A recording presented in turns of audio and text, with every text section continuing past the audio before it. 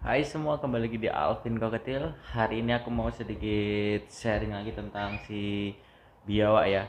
Jadi banyak dari orang-orang nih yang bertanya-tanya, apa sih serunya pelihara biawak gitu kan. Padahal dikali-kali tuh banyak dan gak ada harganya gitu kan. Jadi ya memang kalau eh, bukan pecinta reptil ya, nggak pernah mainan reptil, jadi menganggap si salva ya atau biawak itu ya kayak binatang yang nggak ada gunanya teman-teman. Padahal si salva ini atau biawak ini sangat berharga, apalagi di pecinta reptil di luar negeri teman-teman ya. Jadi biawak ini atau Varanus salvator ini atau bisa dibilang water monitor ini salah satu eh, biawak terbesar kedua di dunia. Di dunia itu teman-teman ya, terbesar kedua di dunia. Yang pertama itu komodo, dan kebetulan komodo juga asli Indonesia. Jadi nomor satu dua udah kepegang Indonesia, dan yang ketiganya aku kurang tahu. Pokoknya yang kedua satu dan kedua itu yang megang Indonesia. Yang pertama komodo, yang kedua biawak ini Varanus salvator. Terus yang terpanjang itu kalau nggak salah itu dari Papua ya teman-teman ya, Salvadori. Nah itu terpanjang di dunia teman-teman ya.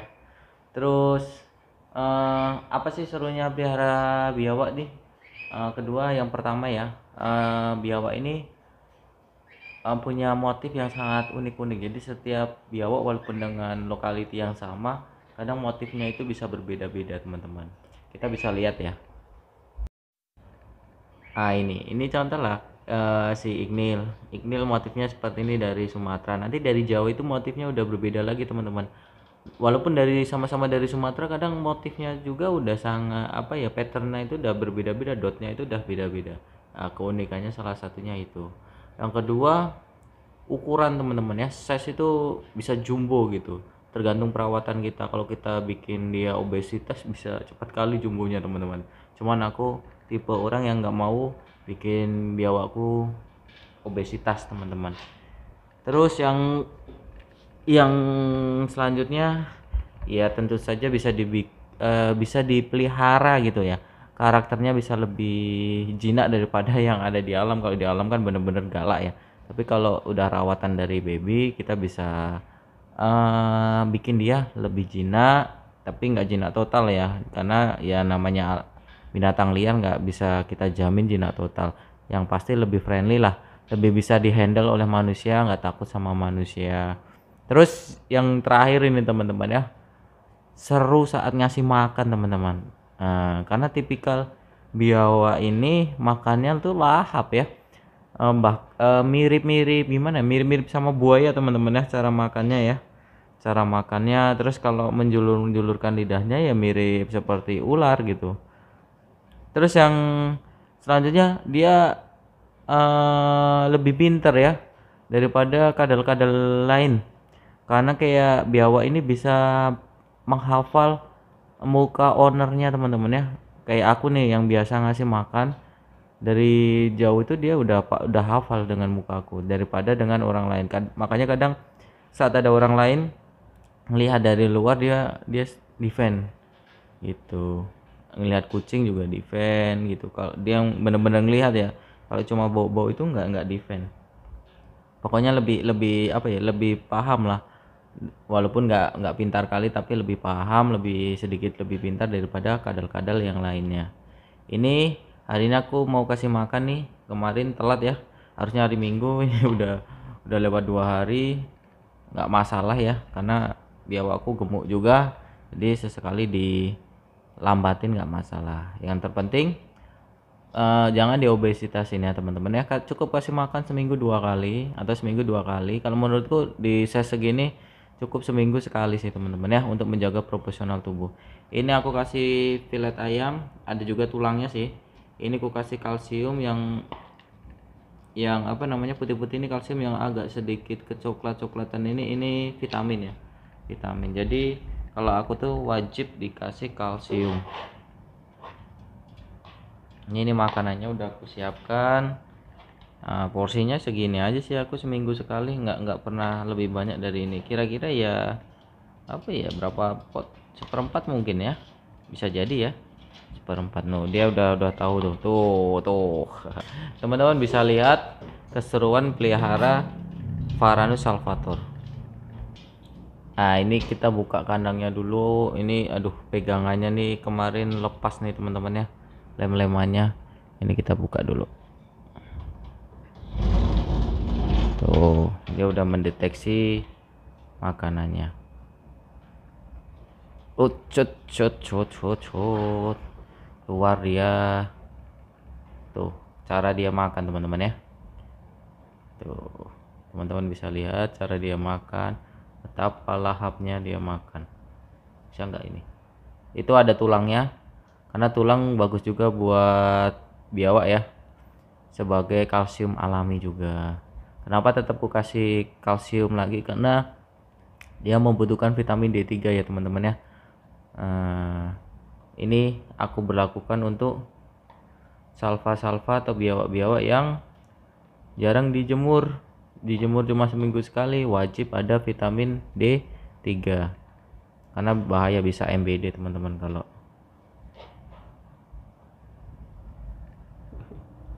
gila, raku sekali deh ya. Cukup ya, hati-hati ya, ini habis makan gini masih respon dia, karena yang ada di tenggorokan tuh belum ditelan, dia bisa respon feeding ya, jadi hati-hati saat handle-nya. Terus yang selanjutnya tuh enaknya pelihara biawak itu karakternya bisa ditebak ya teman-teman ya. Dia marah, dia defend, itu ciri-cirinya kalau kita udah pelajari sangat terlihat gitu, nggak yang tiba-tiba gitu teman-teman ya. Terus dari mata itu nampak dia lagi defend atau apa, itu bola mata itu sangat nampak teman-teman. Ini dia masih mencari-cari makanannya. Tuh, ini signal. Tuh ya.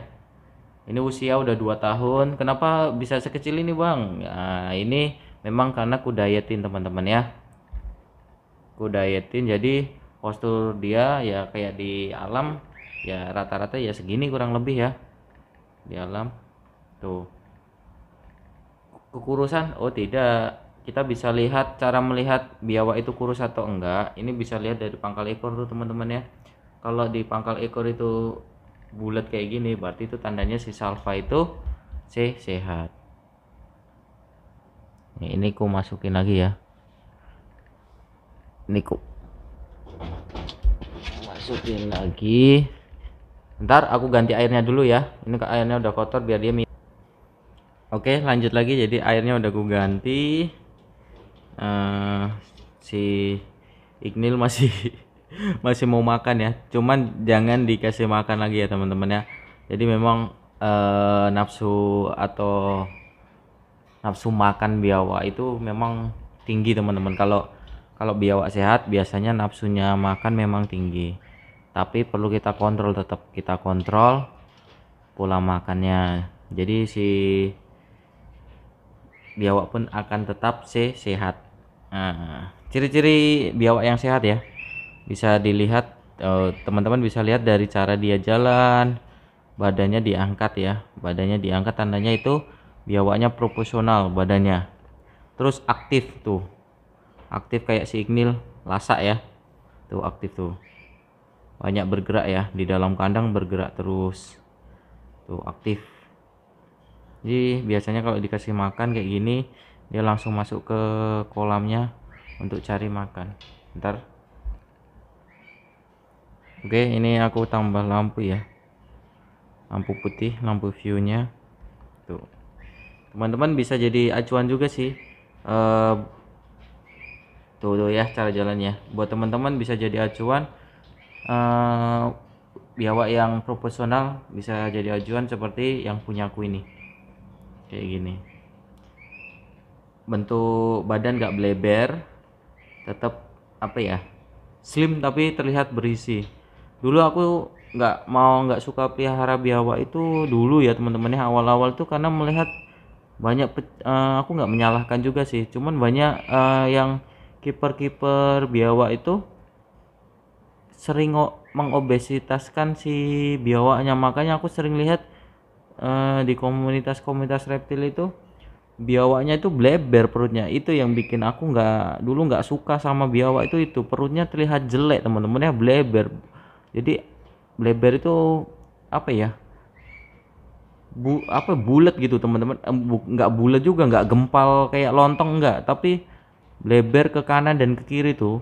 Itu lemaknya banyak kali. Itulah yang bikin aku nggak pengen pelihara biawak waktu itu, karena banyak dari pecinta reptil itu malah memberikan apa ya, contoh biawak yang obesitas gitu loh. Padahal kalau menurutku biawak obesitas nih dari bentuk itu nggak bagus teman-teman ya. Bener-bener bleber bentuknya. Nanti bakal ku lihatin lah, ku spill biawak yang obesitas perutnya kayak macam mana. Nanti teman-teman bisa lihat, milih lebih suka mana, nanti komen ya, lebih suka biawak obesitas atau proporsional seperti Ignil ya. Nanti bisa teman-teman komen aja. Kalau aku suka yang seperti ini, jadi badannya sehat, terlihat seperti biawak yang ada di alam liar gitu loh. Terus motifnya jadi terlihat cantik, eh, badan pun terlihat indah gitu loh teman-teman. Kalau obesitas tuh biawak itu kurang bagus menurutku ya. Tapi terserah buat kiper-kiper yang suka biawak obesitas ya. Kalau aku pribadi nggak suka teman-teman ya. Terus bagian leher itu nampak bantet ya, leher, kepala gede, kepala udah gede tapi badan masih pendek gitu. Biasanya sih gitu, badan masih pendek, perut udah buncit. Ada juga yang aku lihat di YouTube ya, di channel orang, dia usianya baru 1,5 tahun kalau nggak salah, tapi badannya udah 2 kali lipat dari si Ignil. Menurutku sih ya nggak bagus sih menurutku ya. Cuman banyak yang komen malah pengen biawaknya obesitas gitu. Aku herannya di situ, pengen biawaknya nggak proporsional. Padahal kan biasanya kalau memang kiper atau pecinta reptil biasanya ingin si peliharaan kita itu sehat gitu loh ya teman-teman. Sehat ya dibuktikan dengan badan yang proporsional. Makanya kalau kontes-kontes biawak itu biasanya yang nilainya bagus yang badannya proporsional kayak si Dil gini, terus nggak ada minus, nggak ada ekor putus, ekornya lancip dan sebagainya lah, biasanya seperti itu. Kalau kayak ekor putus terus cowa atau apa biasanya kan ya karena faktor ketidaksengajaan ya. Tapi kalau obesitas kan faktor kesengajaan, si ownernya memberikan makan yang berlebihan ya. Itu fix nggak akan menang kalau kontes, karena ya itu kategori biawak yang nggak ideal. Dan resikonya apa, sudden death itu mati mendadak teman-teman, karena obesitas, gagal jantung ya biasanya ya kalau binatang-binatang obesitas. Oke, mungkin itu aja sharing hari ini. Semoga buat teman-teman yang belum ada rencana ingin pelihara biawak, belum tahu keunikan biawak, mungkin dari videoku bisa melihat atau tertarik ingin jadi pelihara biawak atau melestarikan, minimal ya melestarikan biawak ya, nggak membunuh biawak, karena biawak ini sebenarnya nggak berbahaya buat manusia ya teman-teman ya, karena segede apapun biawak saat jumpa manusia dia akan lari gitu loh, nggak akan menyerang kecuali kita tangkap, kita pegang ya dia akan menyerang teman-teman. Tapi pada dasarnya dia akan menghindari manusia. Terus yang selanjutnya biawak ini menjaga ekosistem teman-teman ya, rantai makanan lah ibaratnya, ekosistem dari rantai makanan. Dia ini predator puncak juga, jadi kadang itu dia memangsa telur-telur ular kobra teman-teman ya. Dia itu paling hobi makan telur sebenarnya kalau di alam liar ya. Jadi kalau banyak telur ular kobra atau ular kobra yang menetas, ekosistemnya nggak terkendali, ular kobra atau ular-ular yang lain, biasanya yang berbahaya kan ular kobra ya atau king kobra ya, biasanya pemangsa dari ular tersebut sudah menurun. Makanya buat teman-teman kalau nggak ada apa ya, kalau nggak terpaksa janganlah dibunuh ya, diusir aja ya, diusir aja, jangan takut. Biawak segede apapun diusir aja, diusir pakai sapu atau pakai tongkat yang lebih panjang. Pokoknya dia selama dia nggak kontak langsung ya, nggak kita pegang secara langsung, jarang kok ada kejadian dia gigit gitu teman-teman. Biasanya dipegang, sudah kepegang badannya atau ekornya, biasanya itulah dia baru gigit. Tapi kalau selama di halo-halo ya dia biasanya lari-lari terus. Memang kesannya dia akan hissing ya, berbunyi kayak apa ya, bunyi dengkuran gitu, kayak gitu ya. Nah itu biasanya hanya sebagai peringatan, dia nggak mau dipegang teman-teman ya.